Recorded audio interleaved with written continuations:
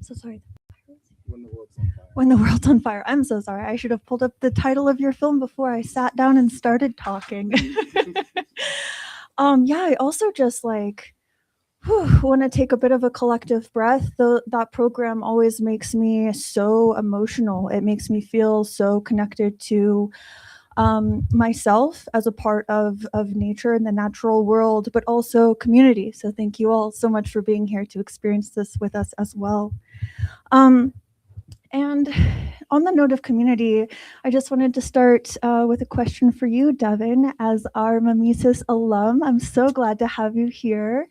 It's always such a treat to see a new project of yours. And something I was thinking about in terms of how this project fits into the program is the act of bearing witness. And that sometimes in these moments of tragedy, there's so much of a sense of helplessness. What can I do to be there? And sometimes it's the simple act of bearing witness. You're not alone, you're seen. Yeah.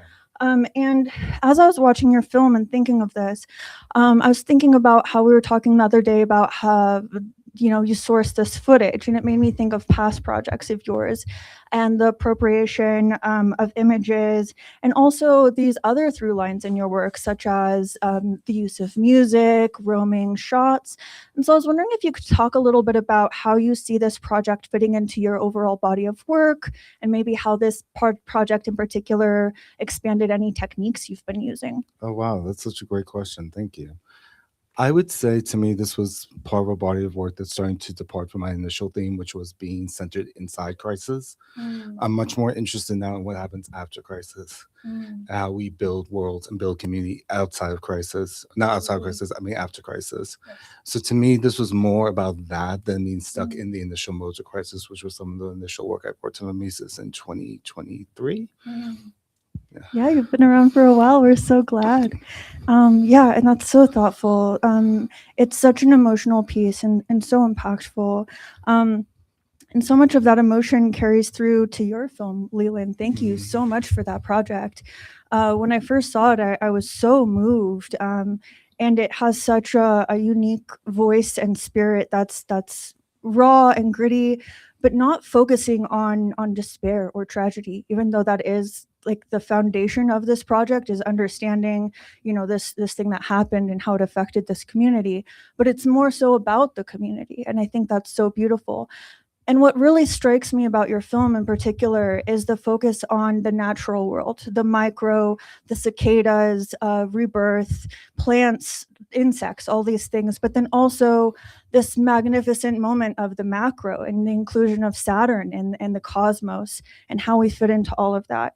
And so, with these thoughts on scale and how we fit into the world and all of this, it just really makes me wonder what brought you to that geographic place, that story, and if you could talk a little bit about how you found that story and what made you choose to approach it in this way.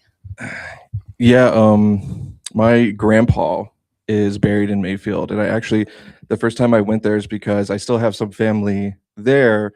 All my mom's side is from Mayfield in a little town right next to it called Wingo, and someone had told me that his tombstone had was gone after the storm, and someone else had said that they had seen some tombstones in this creek bed nearby the cemetery, so they thought it must have just blown in there.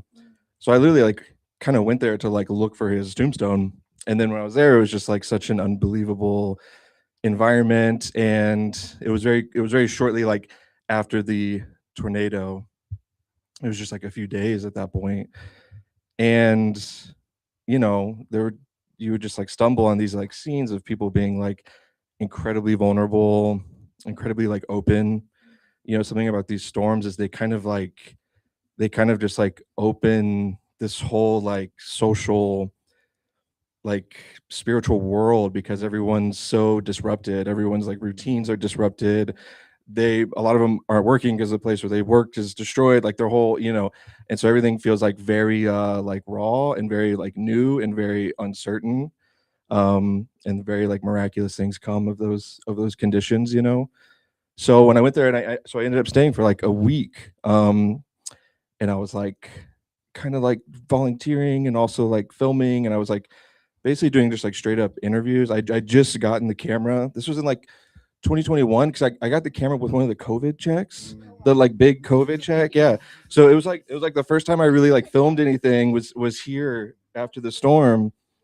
And I didn't use any. I stayed there for like a week and got a bunch of footage, but I didn't use any of it in the film. There's only like a few seconds of it probably in the film because what happened then is when I came back to Mayfield months later, and it was much less of like this fresh disaster zone and more of this like very strange new normal where a lot of people had left Mayfield. It destroyed like hundreds and hundreds of homes. So a lot of people had left the area, but a lot of people had stayed behind. And I found this like group of people who were, you know, just like living amongst the wreckage. And there were so many completely abandoned homes. I have a lot of footage of it, but I didn't put it in the film for a variety of reasons. But there were just homes that were standing, the roof was gone, maybe like the windows were blown up, but all their belongings were just there, like totally frozen in time. And so you see that shot of George on the trunk. He would go into their homes and he would take plates and cutlery and trinkets and he would sell them. And he would go into like places of business and he would like get scrap metal. And there was like a group of these people that were, you know, doing this in very different ways. And, you know, some agreed to let me hang out with him and film. George was incredibly open. I mean, people in Kentucky, I get this question a lot about how are people when you like approach them with the camera in this place. But I filmed with so many people, and I maybe had one or two people who sort of politely didn't want to be on camera, and most and in those both two cases we had like a great conversation about what I was doing. But for the most part, everyone just either like didn't care or they were like excited to do it. They were like, oh cool, yeah, because there was no other cameras there like at all. There was no like news crew, there was no like other thing. Like I spent months in the area walking around with the camera, and I was the only one there. So That's really tough to think about, and it actually leads into my next question, where at the beginning of the film, in the first introductory segment, when they have the fire and they're kind of burning stuff, one of the folks picks up a Bible, and he throws it in the fire and says something along the lines of, "He doesn't belong here anymore." And then later you see kind of this, you know, there's this real feeling of like we're in hell, and the sense of, you know, you're surrounded by scriptures and structures of faith and stuff, but there's this overwhelming sense from some of them that I got anyway, of feeling forsaken by spirituality perhaps, or but also more importantly in real terms here, like by the community, by the government. Like you said, you know, you were going and you were the only person there even documenting it. And so it really makes me wonder, like in terms of documentation, of witnessing, of making people understand that they aren't alone and they aren't forsaken. I just wonder how you see like the role of filmmaking in building community and in creating those bonds. yeah, yeah, it's a really good question. I mean, yeah, there's a very like religious mode out there. You know, I mean, it's sort of like deteriorating now. Like a lot of the cliches about like Christianity or religiosity in rural places is like kind of outdated, and I think a lot of outsiders have like a skewed perspective. But there still is like this very traditional framework of how to see things. Like you kind of mentioned this like sense of being politically forgotten. You know, there was like no political anger there at all. You know, I think like, you know, obviously like more urban, cosmopolitan, or educated people, they tend to like see disasters and like their kind of first place they go to is like an anger at a lack of response or an anger at like, you know, like exactly how you put it, like being sort of politically forgotten. But there's none of that there. Everything was like this very much deeper reckoning with the horrors of the world as they are, you know, and there's, instead of like this political anger, there's like a lot of like sorrow and just like sadness, you know. um so yeah, in terms of film community, I mean, it's an interesting question. There's another film here that played Mickey. If you guys saw that, it was great.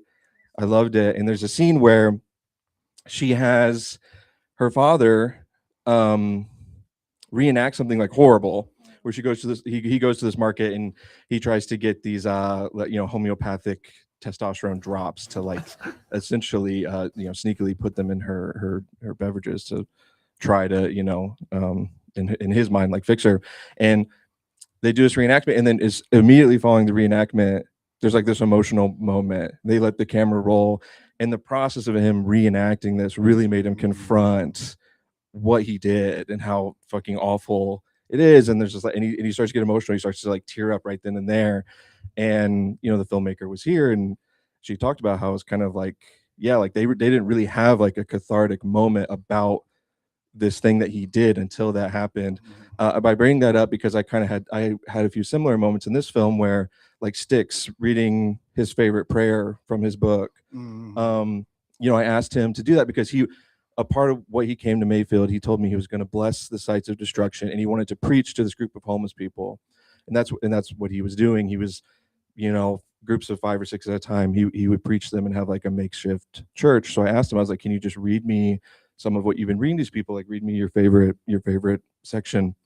And you always feel uncomfortable, like as a filmmaker, to do this, like come to someone's live and and like start this collaborative engagement. You know what I mean? Like there's it's you have to like tread very carefully. But when he did it and he was nervous to do it, and you can see that like nervousness, it's not in the film. I took it out of the cut, but immediately following that, he had this like very emotional moment of describing to me another time in his life where he had read that to someone, and he just like broke down.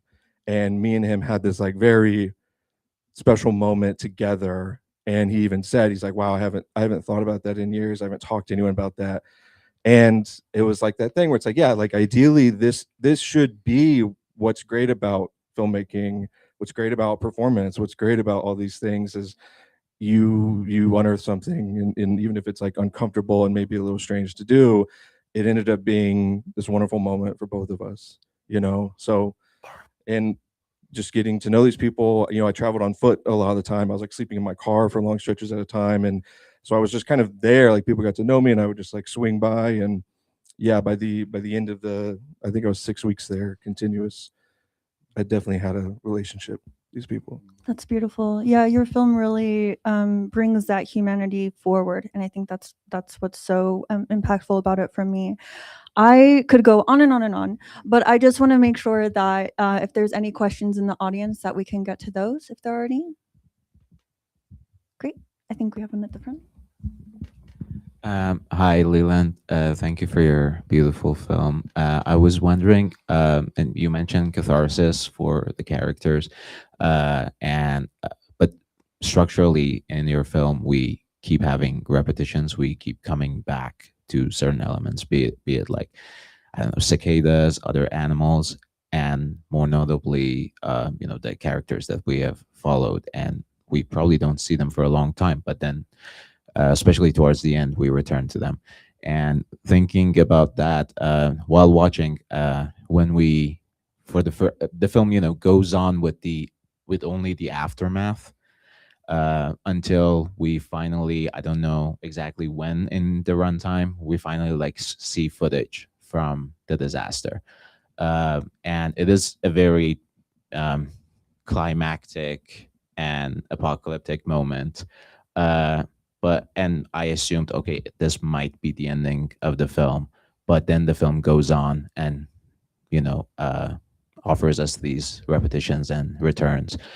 So I was just wondering about your thoughts on your editing structure and the kind of like anticlimactic nature of your film's structure.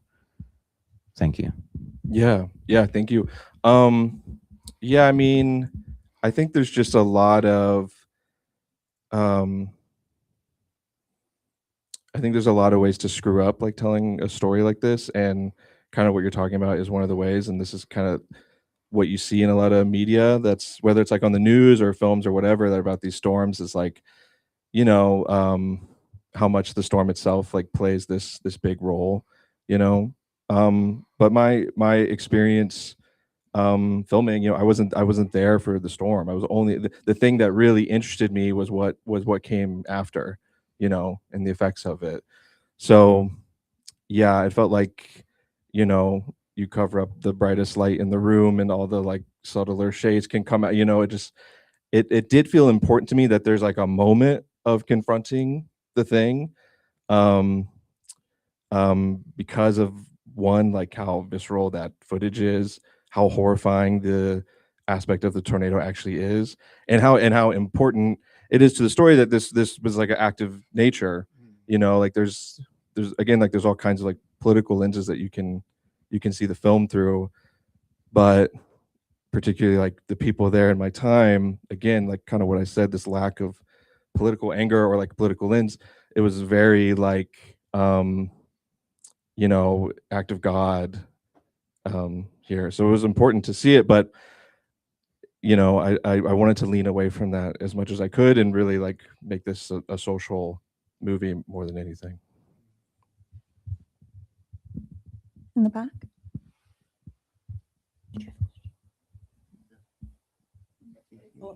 I'm sorry. I saw something, but I thought maybe there was someone down there. Hi, wow. Leland, I really loved your film paired with Devin's work too, because Devin has such a poetic spirituality that runs through all of your work, in my opinion. Sorry, Devin, to be like, but I'm a huge fan of Devin's work. So, but Leland, wow. I was watching this and I was thinking like, this is just such an incredible, like, secular film that everyone's talking about God in it. But then as we moved through it, and I was like, no, this film like really exists for me in the realm of the sacred.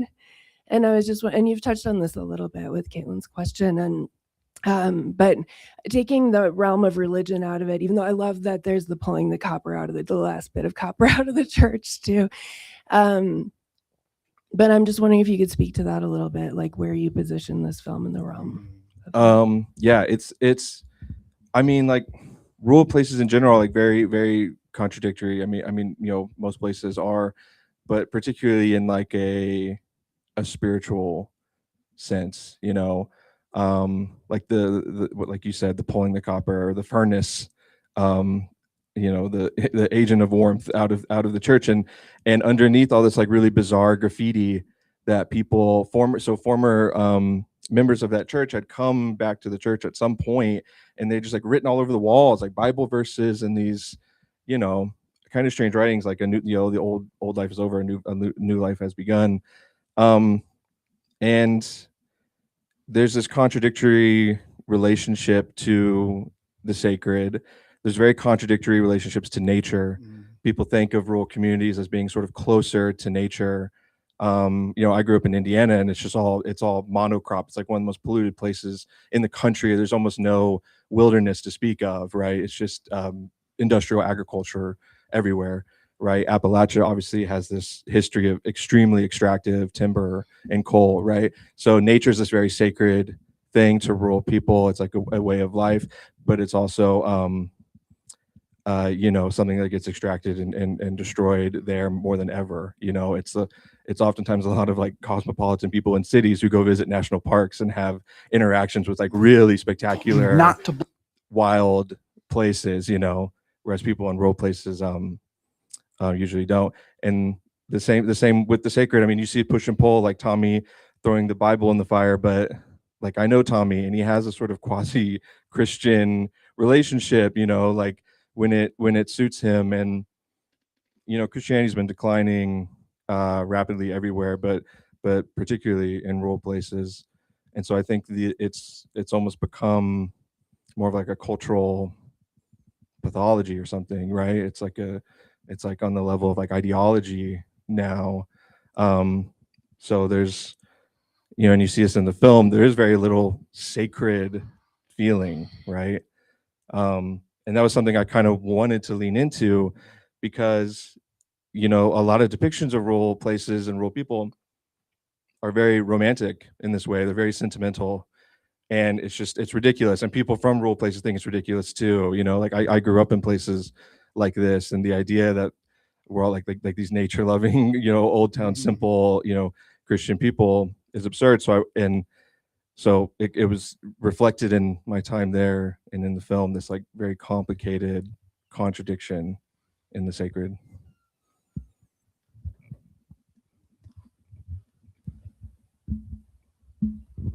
Devin, I just want to say I love the look of your film. I was wondering what cameras you use or camera you used. Oh, that's all found footage. I rarely work with camera. I usually work with the archive. Okay. So that Okay. was under the wildfire footage from 2025. Okay. Awesome. Time for one more. Or maybe two.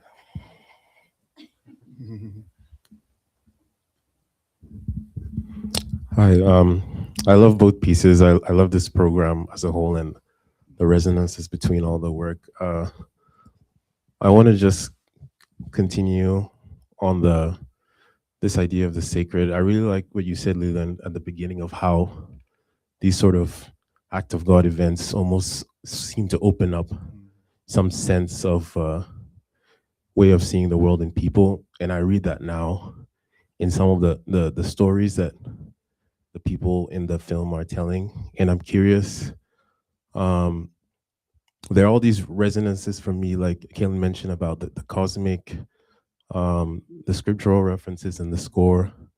And I find that the work is doing something interesting in that balance. And I'm curious sort of how you approach that without losing the sense of humanity at the core of the story.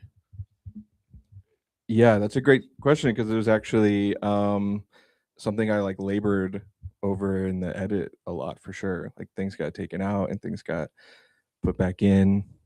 But I think it's almost like I might have taken the place of something else. Like when I made this film, I have like a journalism background, and I kind of just like thought. I mean, I didn't really know what I was doing, but I sort of envisioned that it would be like a more journalistic project, you know, and you sort of like can't help but be outraged by the lack of response from this kind of thing, and that was just kind of how I saw the thing. But then when I was there and I saw how little that mattered to people there, like at all, they didn't expect help, they didn't ask for it, they didn't particularly like care, like they were helping each other. These were like neighbors helping neighbors, and again, like this sense of despondency wasn't about being forgotten by the political system, it was about being forgotten by God, which is a much bigger problem in a lot of ways.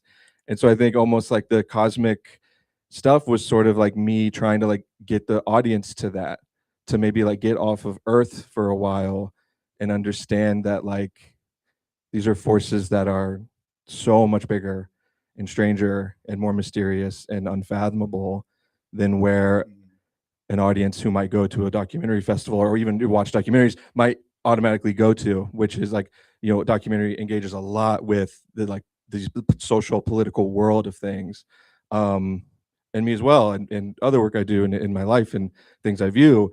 Again, it wasn't planned to come out this way. It just, I couldn't help it after being there. And it's certainly, I mean, I edited this thing like over years. There's just like in the library in my home, just it's just over time the journalistic elements really like fell away completely, and the sort of like bigger truth of what I experienced there came out. So instead of like making these allusions to like disaster movies, quote unquote, often do, to like DC or the government or things like that, it was like allusions to like Saturn and and you know what I mean, if that makes sense. Thank you so much. This was beautiful. Thank you all again so much for being here. We'll have we'll have to wrap it up, unfortunately, today, even though there's so much more I'd like to ask you both. But we hope to see everybody back here at 1 o'clock for Success Rate, our next program. Thank you, everybody. Thank you.